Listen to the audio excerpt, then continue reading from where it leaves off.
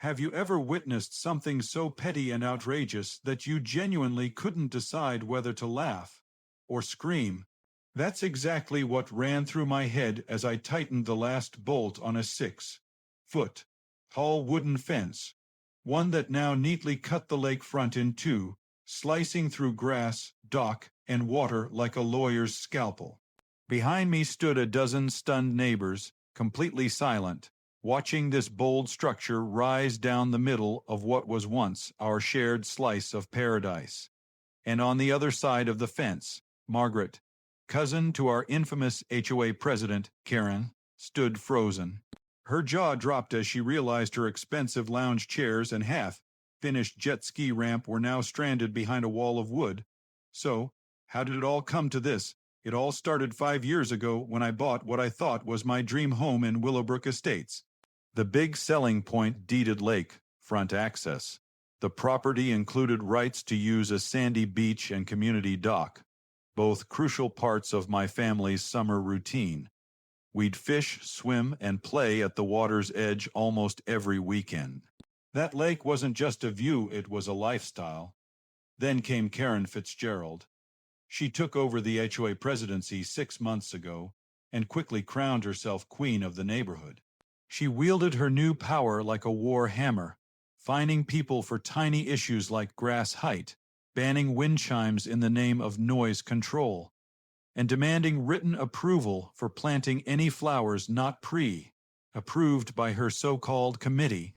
But the real rot began with her favoritism. Her brother-in-law suddenly became the official landscaping inspector, paid, of course.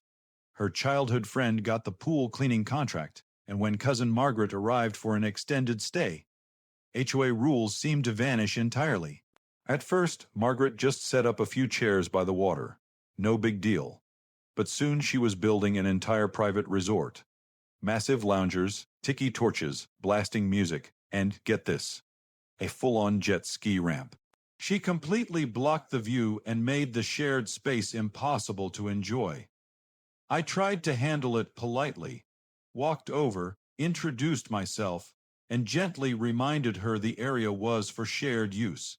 She looked at me like I'd just insulted royalty and waved a paper in my face, an alleged easement reassignment from the HOA. She told me Karen had granted her exclusive access to that half of the lake front because I only used it on weekends. If I had a problem, she said, I could take it up with the board.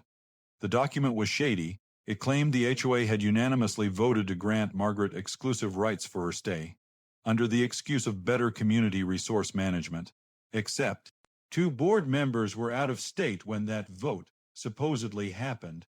Something didn't add up. So I contacted the city planning office and pulled county property records.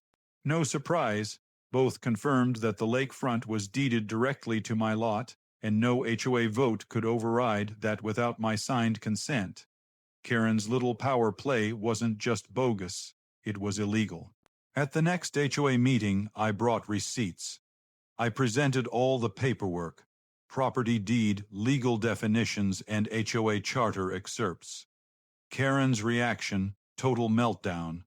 Her face turned crimson, and she gripped the podium so hard I thought it might snap. She shouted that the HOA had just updated its bylaws to give the board complete control over the waterfront.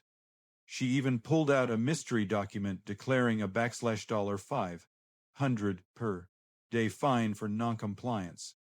When someone asked when this was voted on, she snapped, it was an emergency session. Meanwhile, Margaret was doubling down. Her music blared sunrise to sunset. Her guests left trash everywhere. Her jet ski ramp loomed like a giant middle finger. Then came the moment that pushed me over the edge. One morning, my 8-year-old daughter tried to walk to the water for a swim. Margaret physically blocked her path and told her, "This is private property now." My daughter walked back in tears. That was it. I'm a contracts lawyer. This was my turf. I spent the next few days digging through every document, home purchase agreement, property survey, HOA charter, decades of meeting minutes. What I found was airtight. The lakefront was deeded directly to me. And the HOA charter *, clearly *, said they had no authority over deeded land. Any interference, personal liability. So I sent a certified letter to both Karen and Margaret. They had 72 hours to remove all of their junk or face legal action. They thought I was bluffing. The next morning, Karen showed up at my door in full dramatic fashion, Margaret by her side and a man she claimed was their lawyer. Honestly, he looked like he got his degree from binge-watching courtroom TV shows. They tried everything: threats, guilt, trips, bribery. Karen even offered to waive my HOA dues for a year. Margaret suggested a shared schedule. The lawyer mumbled something about squatters' rights. I invited them all to leave. When the 72 hours passed and nothing changed, I launched Phase 2. I hired a licensed surveyor to mark the exact boundary lines. Just as I suspected, the lakefront was split evenly. Margaret's junk was all over both sides. So I went to the hardware store and ordered enough fencing to make my point loud and clear. The clerk blinked twice when I told him where it was going. By the time I returned, word had spread. Neighbors were whispering. Some even brought lawn chairs. At sunrise, my fence crew arrived. We had permits, we had the survey, and we had a plan. The fence ran perfectly from one end of the beach to the other, even sliced the dock in half. Margaret came out just as her access to the lounge chairs was cut off. Her coffee mug slipped from her hand and shattered. Karen arrived minutes later in a robe and curlers, trailed by half the neighborhood. The tantrum was epic accusations of vandalism, harassment, even identity theft . She called the police. They checked my documents and left. She called code enforcement. No violations found. She even tried escalating the matter beyond City Hall. For all I know, she emailed the Pentagon. That evening, Karen called an emergency HOA meeting and plastered flyers all over the neighborhood calling me a menace. It backfired. The meeting was packed. Karen started ranting, but this time others pushed back.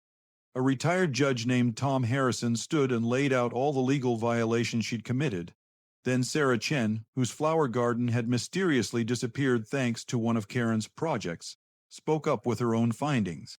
One by one, the neighbors joined in, exposing Karen's abuse of power.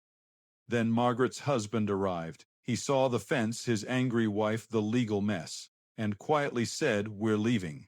As he packed up the jet ski ramp, some neighbors overheard him grumbling about how Karen dragged them into a disaster.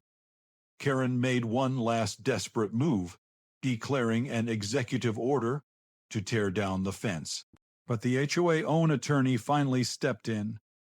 He announced that Karen had overstepped, exposed the HOA to lawsuits, and should be removed. The board voted unanimously. Karen was out, but that wasn't the end.